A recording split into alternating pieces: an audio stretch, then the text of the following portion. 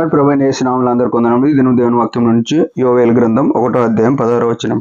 మనం చూచుచుండగా మన దేవుని మందిరంలో ఇక సంతోషమును ఉత్సాహము నిలిచిపోయెను, మన ఆహారము నాశనమాయను.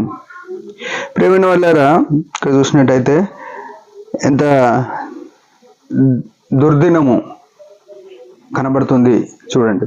మన జీవితాల్లో మనం ఇది చూస్తలేము అని అనుకునేది పరిస్థితి ఉంది.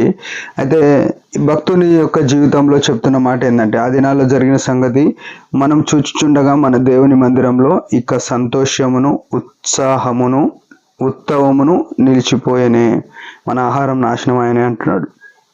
అంటే యేసుక్రీస్తు శిలువ రక్తంతో విమోచింపబడిన మనము ఎక్కడ ఉంటామంటే, మన సంతోషం మన ఆనందం ఏంటంటే దేవుని మందిరం.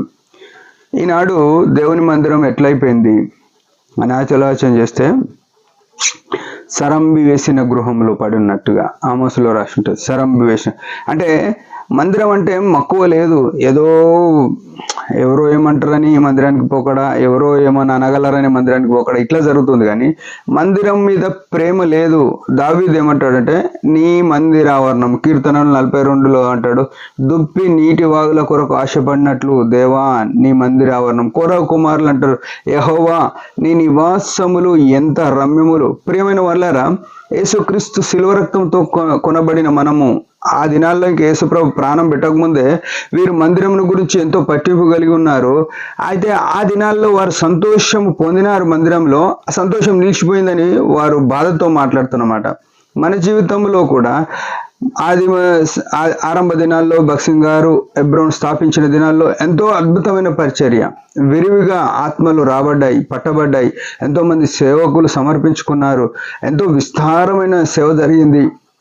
దాదాపు ప్రపంచవ్యాప్తంగా 20,000 కంటే ఎక్కువ సంఘాలు స్థాపించిన వ్యక్తిగా ఈ ప్రపంచంలో గుర్తింపబడుతున్న Guinness book of world record అనే పుస్తకంలో భక్సింగ్ గారు ఈ సంఘాలను హెబ్రోన్ సహవాసం ఏర్పాటు చేసిన పేరు నమోదు చేయబడింది.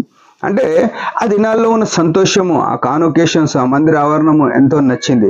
ఈనాడు మందిరంలో ఎట్లయిపోయిందంటే, మందిరానికి వస్తే ఎందుకు వచ్చిరని చూసేవాళ్ళు, మందిరానికి పోతే ఆడ కామెడీలు చెప్పుకునే పరిస్థితి అయిపోయింది. ఇది దుఃఖంతో చెప్తున్నమాట. ప్రేమైన వాళ్ళారా, మందిరం అంటే దేవుని స్థలం, అది దేవుడు ఉండే స్థలం, దేవునికి భయపడవలసిన స్థితి. ఆడికి వెళ్ళి మనం ఏదో ముచ్చట్లు చెప్పుకొని కబుర్లు చెప్పుకోవడానికి కాదు మందిరానికి పోయేది. పోతే ప్రార్థనకు పోవాలి, పోతే ఆరాధనకు పోవాలి, పోతే దేవుని ప్రజలతో సహవాసానికి పోవాలి. కానీ ఈ దినాల్లో చూస్తే మందిరానికి పోవడం కంటే రోడ్ల మీద ఛాయలు తాగడానికి ఇష్టపడేవారుగా ఉన్నారు. ఏదో మనకు ఒక అడ్డా కావాలి కదా ముచ్చట్లు పెట్టుకోవడానికి, ఆ స్థలం అయిపోయింది. మందిరాలు అట్లనే చూస్తున్నారు. ప్రియమైన వాళ్ళారా, మందిరాల కంటే లేకుంటే అడ్డాగా కూర్చునే స్థలాలే ఇంపార్టెంట్గా ఆలోచన చేస్తున్న తరుణం చూస్తున్నాం.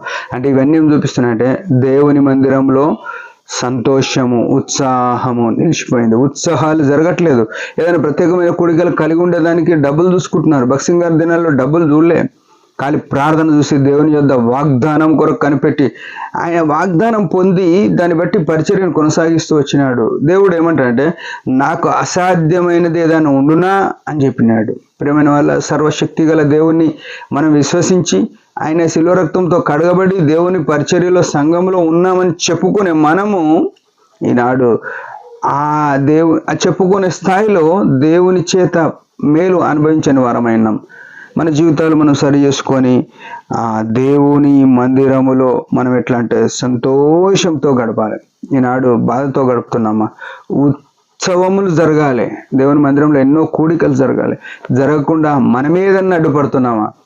ఆయన చెప్పిండు కాబట్టి ఈ కూడికొద్దు, నేను చెప్తే జరగాలి, ఇటువంటి పిచ్చి ధోరణి మానుకోవాలి. సంఘంలో ఎవరు చెప్పారు అనేది కాదు, కూడిక జరిగిందా, దేవునికి మహిమ వచ్చిందా, అది గుర్తుపెట్టుకొని మన జీవితాలు సరి చేసుకొని ఆయన మహిమ కొరకు చూద్దాం. దేవుడి మాట దీవించాక చిన్న ప్రార్థన. పరమ తండ్రి యేసుప్రభు నామములో వందనాలు. నాకు ఇచ్చిన ఆయుష్ని బట్టి స్తుతిస్తూ ఆరాధిస్తున్నాం. నీ మందిరం పట్ల నిజంగా నామ వైఖరి ఎంతో దురదృష్టకరంగా కొనసాగిస్తున్నాం. దయతో క్షమించండి. నీ మందిరం పట్ల మక్కువ కలిగి పట్టింపు కలిగి మందిరంలో అనేకులు సమకూర్చడానికి అదొక జీవమిచ్చే స్థలముగా అనేకులకు రక్షణకరమైన స్థలంగా మేము కూడా దాని కొరకు ప్రయాసపడటకు సహాయపడమని యేసు ప్రభు నామములో ప్రార్థిస్తున్నాం తండ్రి. ఆమేన్. మీరందరి పరిచయం గురించి పరంగా ప్రార్థన చేయండి. Praise the lord.